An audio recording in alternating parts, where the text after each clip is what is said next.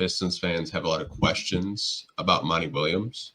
Mm-hmm. And my question to you is, could the Pistons move on from Monty, given that we have a new president of basketball operations and everything that's transpired over the past week or so?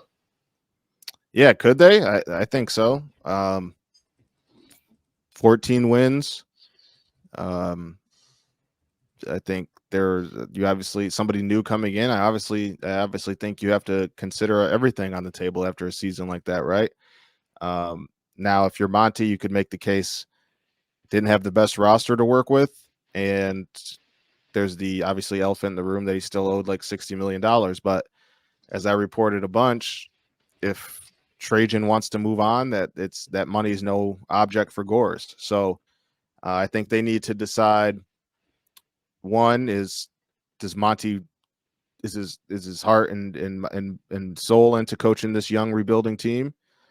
I think they need to determine if what they maybe saw as coaching issues could that have been could that have not been a thing if the roster was better? Yeah. Those are all things I think they need to determine. But I definitely think it's a possibility. Sure. I don't think it's I'm 50-50 on if he'll be back or not. So I guess I could say that. Okay. I know there's like some things you can't say, and I respect that and I understand that. But the question I would have is, would they go for a veteran coach, or would they try to go younger? My gut would be that they would go younger. That doesn't Mm-hmm. mean that coach wouldn't have experience. I think they could would still have a youngish coach that has experience. For example, like James Borrego's been a coach before, but I think he's not even 50. He's in his late 40s, I believe, early 40s or something like that.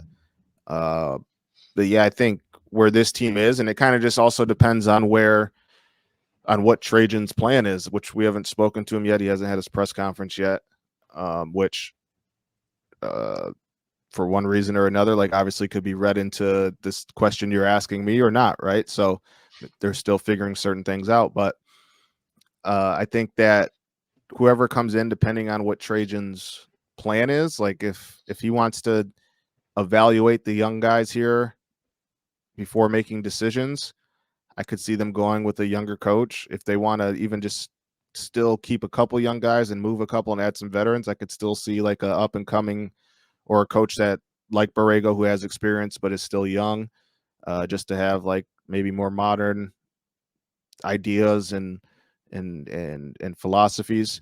So I don't get the sense that they would go older. And by older, I mean like somebody who's been a head coach for 10 plus years. I think it would be somebody who's either been a coach before but is still relatively young, or somebody maybe even getting their first coaching job. I could throw a name out there, and I don't know if it's like if they do decide to move on. I think Jamel McMillan would be a good option to look at personally if you want to stay in house. Yeah, I've got to know Jamel, great guy. Obviously comes from a coaching pedigree. Very, I think, well respected in the league. Like I said, really good guy. Have been a pleasure getting to know him over the last year. I just would wonder if, like, I assume if Monty left, I don't know if they would. I don't know how many people from his staff would remain. Right, like that's kind of the tricky part. But I think it all kind of comes down to who he has relationships with, who he doesn't have relationships with. He's got his quote unquote dream job. So I imagine he'd want to get somebody he's been fond of as a coach for a while, assuming that that's not Monty. There's a case it is Monty. So I think Jamel has a bright future ahead of him for sure. Yeah. I mean, got to cover him like a lot with the other job I do have. And I mean, they were a top 2 seed in the G League they didn't like quote unquote have like a superstar. Like their best player at the time was Jonte Porter, and did pretty well in the G League when he wasn't gambling. Yeah. But made a lot of money.